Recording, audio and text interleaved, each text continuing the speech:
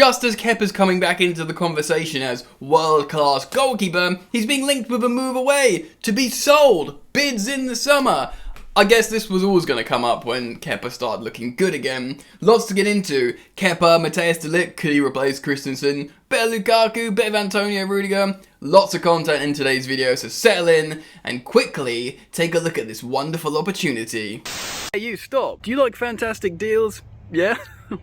Well, check out this. Hey, what's going on, guys? I'm delighted to announce I can offer you this incredible deal from my partner Surfshark. Despite me struggling to get my head around it, we are in 2022 and VPNs are important elements of working, watching media, enjoying entertainment. Basically, VPNs are important in today's world. A VPN is a virtual private network, a really light, easy application that opens up new entertainment but also protects you. In this day and age, digital fraud is rife. It's everywhere. People are out to steal your identity or basically get your bank details. A VPN can protect you from that. It's not just about security and keeping you safe, it also opens up new entertainment. Sometimes you want to watch a video on a website or YouTube and the video is not available in your country, but you just switch over countries using your VPN and suddenly you have access to said piece of content immediately. I like to remind you guys, I do this with Netflix. You can put Surfshark on your device, simply switch to another country. I like to switch from the UK to USA, and then you have all the USA's entertainment on Netflix available to you. Some people might think this sounds complicated, but it's the easiest thing ever with Surfshark, and it's incredibly affordable. I can offer you an insanely good deal. When you use my code FOOTBALL on Surfshark, you get 83% off, plus an additional 3 months free. Just because I'm partnered up with Surfshark and you guys are my viewers, you can have 83% off and 3 months free when you use my code FOOTBALL. It's really easy to go and get Surfshark. Click the link down in the description to go get this wonderful deal and join the safe digital age of additional entertainment, man. Peace.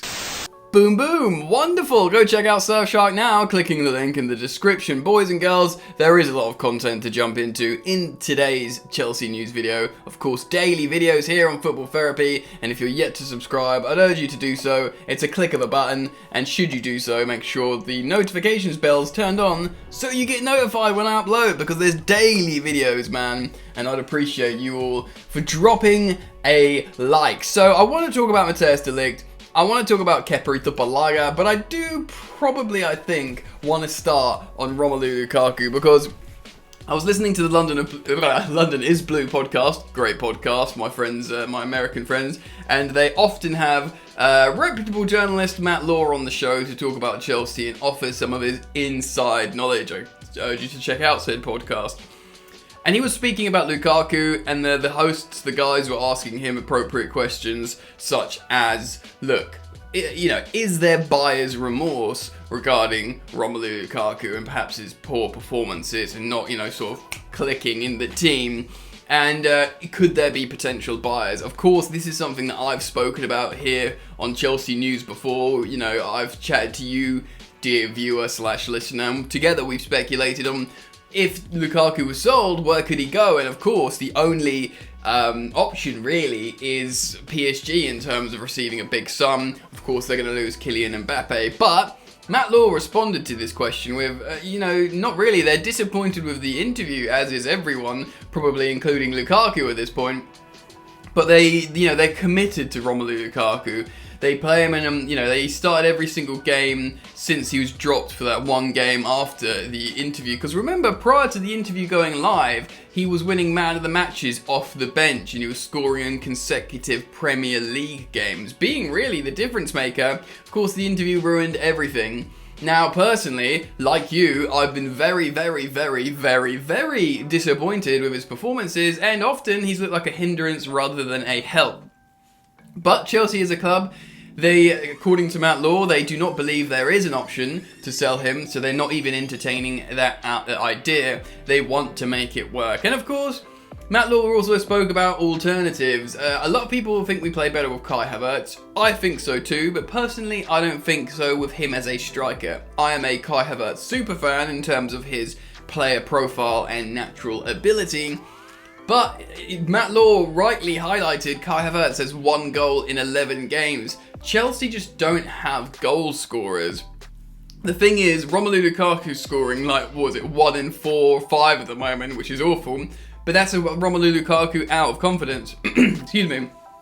And even that moment in the Club World Cup, obviously he scored a tap-in, but that moment where he received the ball, turned and whipped it for a pretty vicious shot at the goalkeeper, that's the kind of stuff that only Romelu Lukaku would do in the attack, and not the other attackers. So Chelsea, essentially this news part of the segment of this video is essentially reiterating the fact how Chelsea will not sell Romelu Lukaku, and unless he does another few interviews along the way before the end of the season, which is probably unlikely at this point, Chelsea will not sell Romelu Lukaku, and they are committed to him. So that is part 1 of today's Chelsea news video, and let's move on to part 2. I do want to quickly breeze over, there are continued reports regarding Antonio Rudiger, but I thought I'd spare you for a day. Of course, we reflect daily here on Football Therapy on news updates. Yes, it is a relative update. Basically, there's some... Sorry, I got hay fever. Basically, there is a positive idea or headline suggesting that Chelsea are once again feeling confident about, Antonio Rudiger extending. One day you'll get a report saying that they're far away. I do believe he's in contact with Real Madrid. Certainly I've reported on the headline that reflected that. But of course certainly his representatives were always going to talk to the European giants. He's a high profile champion of Europe. He's a free transfer. Of course there's going to be conversations. That's just unavoidable, essentially. But he wants to stay at Chelsea, he's committed to Chelsea, but he has to feel valued, and hopefully we're creeping slower and slower. So we'll talk about Matthijs de Ligt at the end, because I want to talk about him as a player, and also maybe some of his stats on FBref. I won't bore you with it, I'll just throw some at you to give you some context, because a lot of you guys out there aren't stats nerds, and I appreciate that, and everyone is welcome here, of course. So I'm going to read you a couple of paragraphs now from The Guardian, written by Jacob Steinberg, who's out in Abu Dhabi for the Club World Cup. Chelsea braced for Kepa Arrizabalaga bids and open to summer exit. Dun dun dun! We love Kepa! Oh no! Yeah, let's wait.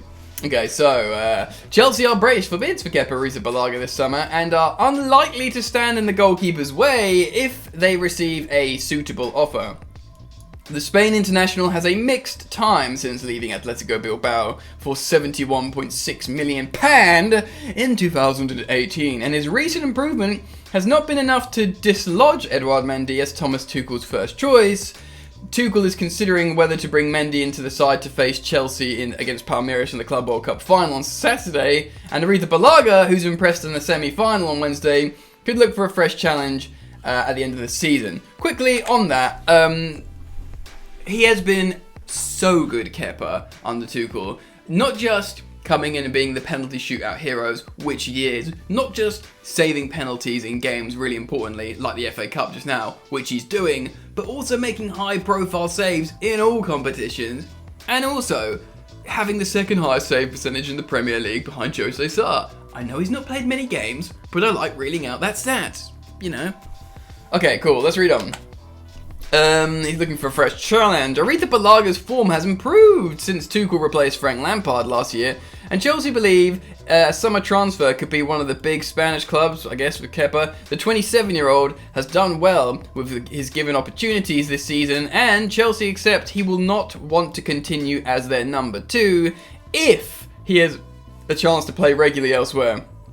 Chelsea have not had to deal with any offers for Arrizabalaga. He struggled under Lampard, and his asking price and high wages meant that interest was minimal. However, Chelsea know having such an expensive goalkeeper on the bench regularly is not ideal, and there would be much more disappointment for Arrizabalaga if he was left out for Palmeiras. Quickly on that as well, we discussed that on this channel. I personally feel like he's deserved the chance to play. He when you're putting in performances and you literally earned Chelsea the final by making those saves, I think he's got to start. I understand Mendy, high profile, all these accolades, and it won't be a travesty at all. If Mendy starts, I'll be like, I get it. But for me, it just edges he should start. Because I think he's earned it. Arrizabalaga, who's made tweaks to his, this is interesting, who's made tweaks to his game under Tuchel, impressed while Mendy was representing Senegal at the African Cup of Nations. He helped Chelsea reach the Carabao Cup final at Tottenham's expense last month, made 2 stunning saves in the second half against Al Hilal, and has become an expert at saving penalties. Jacob Steinberg has forgot that vital penalty save against Plymouth late on to prevent it from going into extra time, or was it prevent it to go to penalties? Preventing it going to penalties, he made a save. So lots and lots of high-profile moments for Kepa. You could talk about the Super Cup, heroism and all that kind of stuff. He played a key role for Chelsea. Oh, he mentions that in the FA Cup. Look, guys, let's talk about Kepa. I love Kepa, right?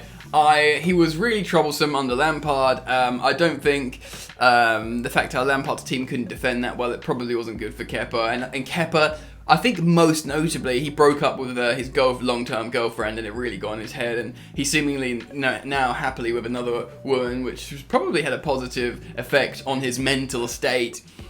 Kepa's a really good goalkeeper, makes amazing saves. He's starting to get inside people's heads, like in terms of like when they take penalties, which is great. He's more confident. He's good with his feet. People don't like to say it. Mendy is amazing, and Mendy's the better goalkeeper ultimately, because he's like not just amazing at making saves and long saves, but he's just got this aura, Mendy, that makes his defense better. I'm not sure Kepa has that, so Mendy is better. Mendy's like a couple years older, than Kepa as well, and Kepa's just entering his prime now. I'd actually be quite sad to see him go for all the reasons I've said. I actually said maybe one day Kepa could challenge Mendy for the number 1 spot. If Mendy slips even a little bit, Kepa can come in and take that spot. The truth is, and the fact of the matter is, kind of like, you've got to look at the Romelu Lukaku way in a business perspective in terms of investment. They have to play him. He's the number 1. He's high profile. He's in his prime. With Kepa, he earns number 1 wages. I can't say for a fact, but I wouldn't be surprised if actually he's earning more wages than Mendy, because Mendy was brought in to sort of challenge, maybe be number 1. Mendy would have got I'm only speculating here, so don't shoot me if I'm wrong, but I think Mendy would have got a massive pay rise regardless from Rennes to Chelsea, from Ligue 1. Of course Kepa would have as well from Bilbao when his release clause was activated. But the amortization for how much money Kepa costs Chelsea every year with transfer fee and wages is a lot. They did sign him on a 7-year deal to sort of try and dilute that. But still, man, I understand why I'd want to go. If he does go, I think he could look back at Chelsea and have positive, memories. He was the goalkeeper in a Europa League win. He was penalty shootout heroes in the Super Cup. He was involved with a Champions League winning squad. So he would probably, what would he have won? Did Bilbao win a cup recently? Anyway, he would have been happy he made that switch to Chelsea and grown. He's grown as a person, 100%. But I'd be kind of sad to see him go. I'd be sad to see him go. So let's end and talk about Matthijs de Ligt. Of course, as every day goes by, it does seem like, as Pilaqueta might, and it just seems like Andreas Christensen probably will leave Chelsea. The days go by and you think we're going to need defensive reinforcements. Trev Chalobah, Thiago Silva next season probably won't be viewed as Thiago Silva this season in terms of how heavily we're relying on this guy. He's going to be pushing 40, mate. Come on. In the Premier League, and one injury, a guy nearing 40, closer to 40 than, most other footballers, if he gets a bad injury, he could take ages to recover. So they might be viewing that as, okay, alright, Christensen gone, Thiago Silva can't really rely on him the same way, Aspi may be gone, sure Jules Koundé, sure Trev Chalobah, Malang Sarr might be sold. I mean, we love Malang Sarr now in terms of how he's been utilised and sort of been like reliable-ish as a left-back, left centre-back. But Chelsea, remember, signed him as a free transfer, and they'll be looking to sell him for like £20 million and be like, free money! Chelsea love free money. So, a centre-back as well, not just Jules Koundé. Enter the chat, Matthijs de Ligt. Now, what do we feel about Matthijs de Ligt? He's one of the golden generation from the Ajax team. Ziyech, De Jong, De Beek, De Ligt. There's a lot of does in there. And Matthijs de Ligt is one of them. I'm going to quickly read a couple of lines from a Football.London article written by Lewis Pangratu? Apologise for the pronunciation there.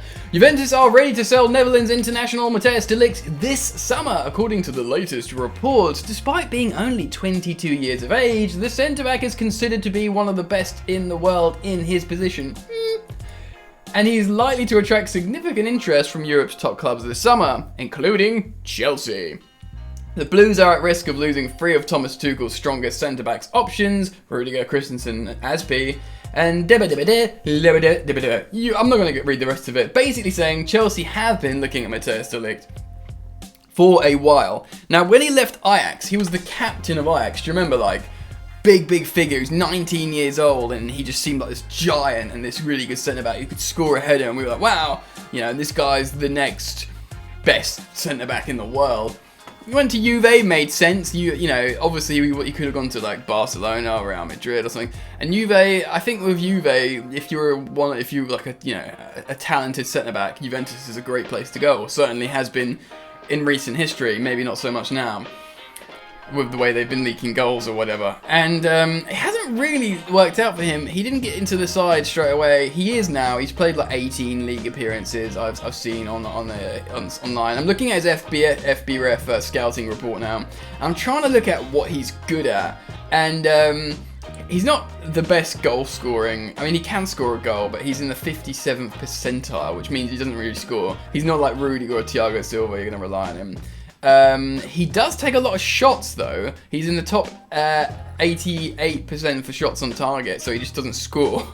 And then I'm looking at passes. Passes completed, he's not that great. He's like 76th percentile, which isn't like elite. And that's for passes completed. So a lot of his passes aren't getting completed. Really, you're looking for like an 85 or something for a centre back, because if they see a lot of ball, whatever. Often centre backs get a lot of passes. His medium passes are the best, so he's not great at short passing or long passing. And this is going by his FBref scouting report for this season, I believe. Let me just double check that. Yeah, the last year essentially, 365 days. In terms of what he's good at, he's oddly good at shot creating actions. Now, enter how this might be appropriate for Chelsea. We don't need a centre-back to score goals, but he's making over one shot creating action per game. And that actually puts him in the top, that's the 90th percentile, which puts him in the top 10%. So, 10 guys, he's number 1 in shot creating actions. So you guess for like the forwards, the strikers, the wingers, Matthijs de Ligt is there. So it's a kind of niche. Obviously he's only 22, and 22 for a centre-back is very, very young indeed. So how do we feel about this? I realise this is a long video, so I'm going to wrap it up now. I think it is a good option. He's high profile, he's exciting, he'd have a big, juicy FIFA Ultimate Team card, which would get the young'uns excited, like, he plays for Chelsea. He's 22, could he come to the Prem and be good? I don't know. He's going to be better than some, do you know what I mean? Like, he's been at Juventus, he's played next to Bonucci, he's obviously come from Ajax, he can play football. He would be, for me, looking at it, he could be like the play down the middle. If we continue with the back three, he could be like this play down the middle, ball playing centre half that can do the good shot creating action. His passing would have to get better, certainly from what it's been recently. But I imagine it would be on training with this Chelsea team. Their passing's pretty immaculate, and generally players get better at passing when they come to Chelsea. What do you think, guys? I want to get your opinions. Comment down below. Let's start the conversation. Make sure you do check out Surfshark by clicking the link down in the description. It's an amazing deal, and everyone should have a VPN, man. So that's it from me. Enjoy the football, and I will see you later. So tough with that bad boy tuck. I'ma get it how I'm living. I'ma walk the walk. Outline my lines. I rap through thought. Body bag the verse. Outlined in chalk. In my life seen trouble, hustle on the double, silence on the trigger like my pick got a muzzle. Yo, chick like to guzzle, bad boy stay in trouble. I only love this paper, sorry I don't.